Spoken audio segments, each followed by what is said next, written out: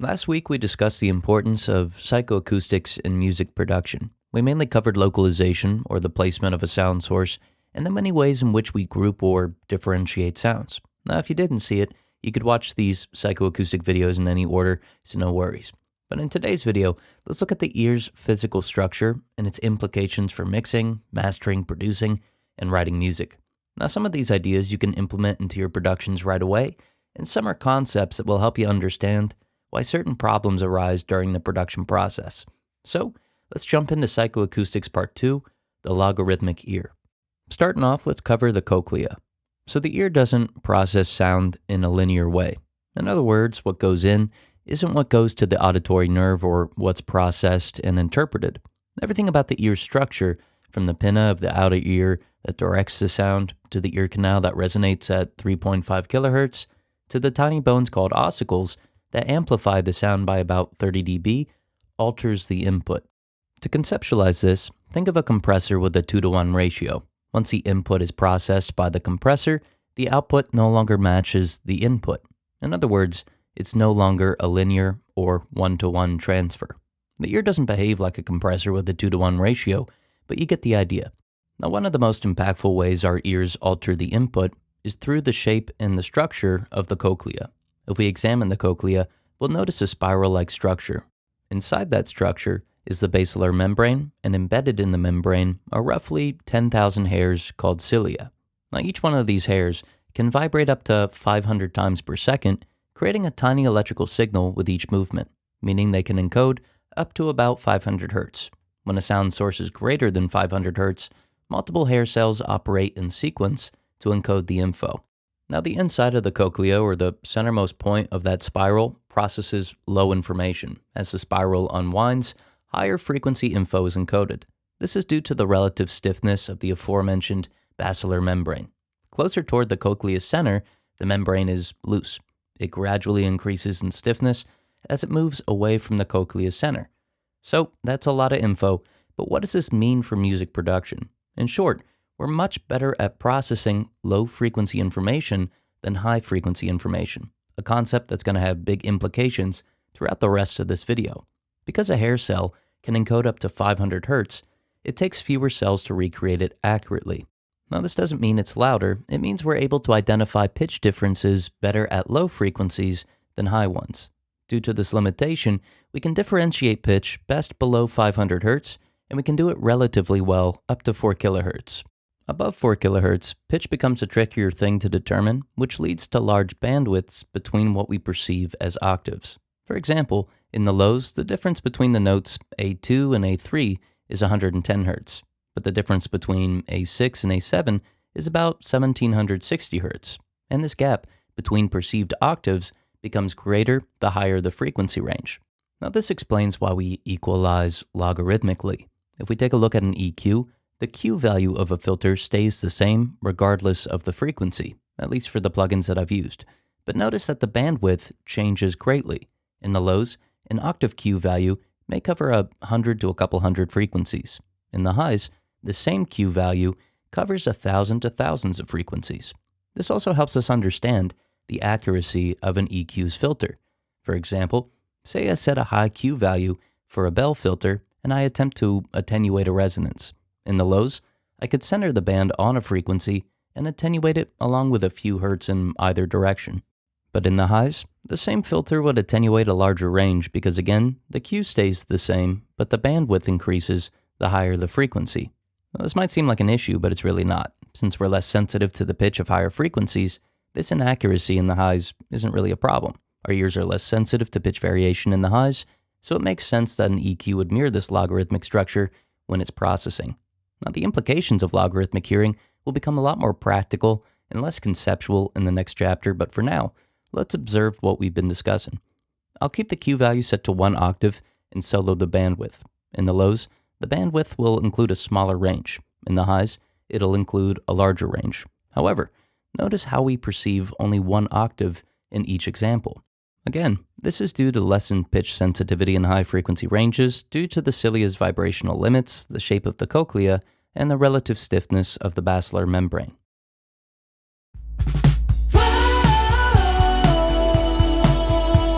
I need a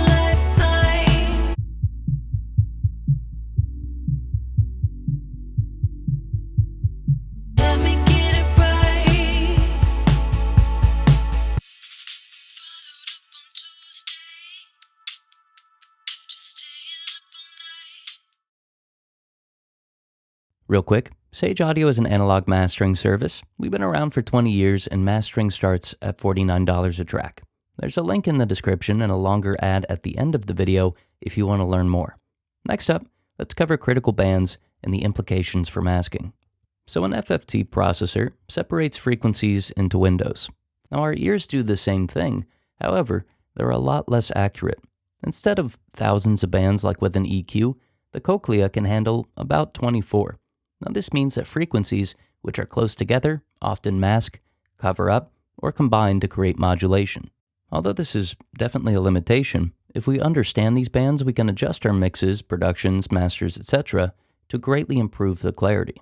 Now this is going to be a lot of info, but let's look at this in depth. Here's the list of all of the measured critical bands, also called barks, in our hearing. For example, bark 4 has a center frequency of 350 Hz. The bandwidth extends from 300 to 400 Hz, meaning the bandwidth is 100 Hz. So if I were to play a tone at, say, 310 Hz and another one at 330 Hz, it would be difficult for us to distinguish between the two tones. Now, as I covered in the first section of this video, we're better at differentiating pitch between low frequencies than high. As the frequencies become higher, so too does the bandwidth of the critical band. So whereas a 20 Hz difference is difficult to notice in the lows, a 200 to 300 Hz difference is difficult to notice in the highs. Now just to illustrate this, notice how modulation occurs between two tones that are close in frequency. It should sound like a beating or a pulsing sound.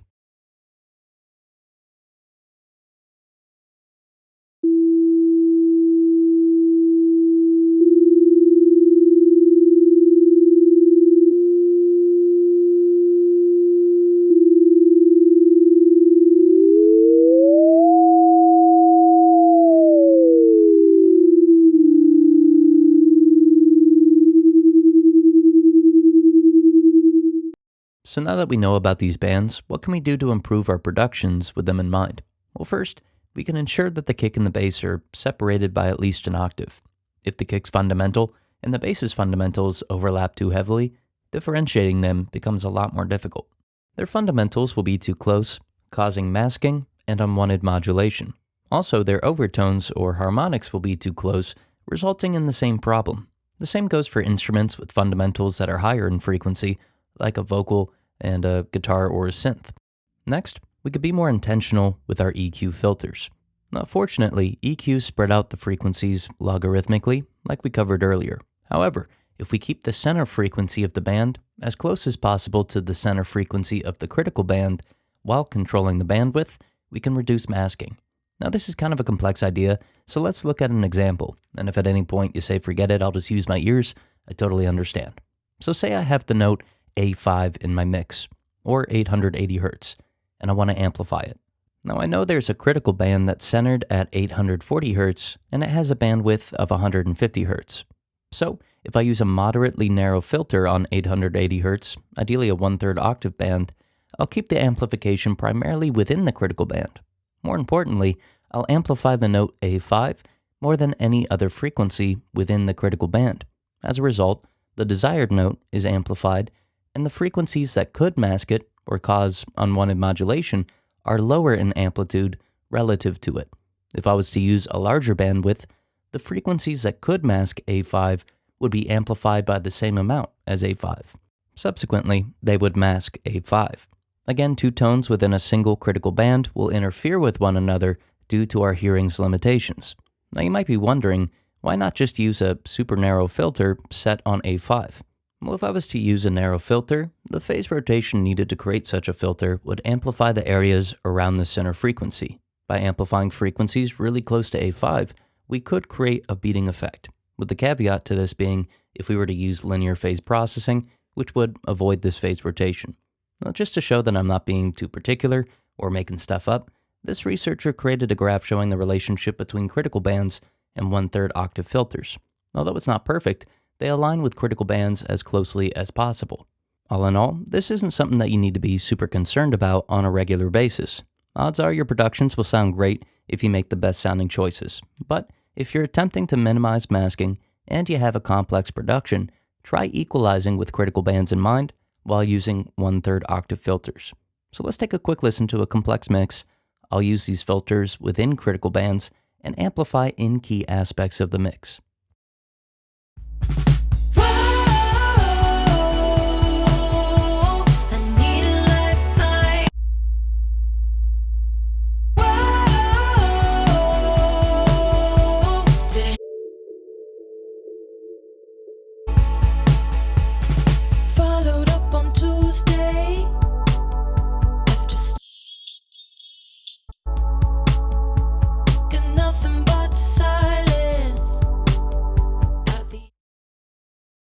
Last up, let's cover some interesting effects of the outer ear and then tie some ideas together. So I saved this section of the video last since I think it's the best known concept. I'm sure most of you have heard of the Fletcher-Munson curve, also known as the equal loudness contour. By this point, you're familiar with roughly 2 to 5 kHz being the range to which we're most sensitive. It's also the area that contains the third vocal formant, which has a strong combination of vowel and consonant info, making this a great range for speech and vocal intelligibility. If you combine the ideas from the previous chapter with this one, then critical bands 14 through 19 are the ones to emphasize if you need additional clarity. I'd recommend finding a couple notes that are in key with the song that fall within this range, and then amplifying a band centered on those frequencies. By doing so, you add clarity, reduce masking, and emphasize in-key elements. The ear canal acts like a resonator for this frequency range, mainly for 3.5 kHz due to the canal's diameter. Now, since 3.5 kHz is right on the boundary of our ability to determine pitch accurately, given the limitations of the hair cells in the cochlea, it's a great area to emphasize in-key elements. It's right where pitch is hard to determine, so giving the listener some extra help by boosting in-key aspects of an instrument, bus, mix, etc., will help them identify the pitch more easily, in turn, making the recording sound more musical. Now, if you stuck around this long, thank you so much for watching, and before we go, let's listen to in-key elements amplified within critical bands 14 through 19. Notice that we increase clarity and make the mix sound more musical.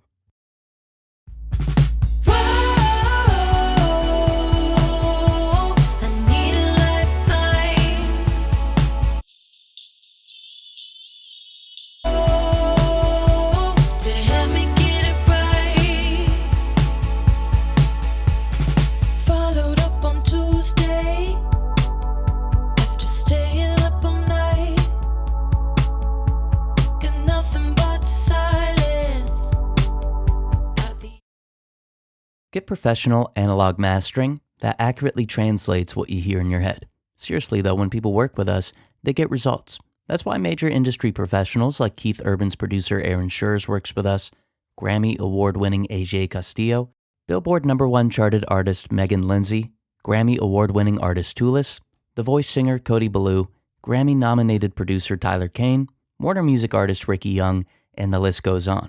Why waste your time creating masters that don't accurately translate what you hear in your head when you could instantly fix a problem by clicking the link in the description and working directly with professionals who have already done what you're trying to do. We've mastered thousands of songs that accurately translate what each client hears in their head, and it'll work for you too. Click the link in the description now and get direct access to us for personalized analog mastering that accurately translates what you hear in your head.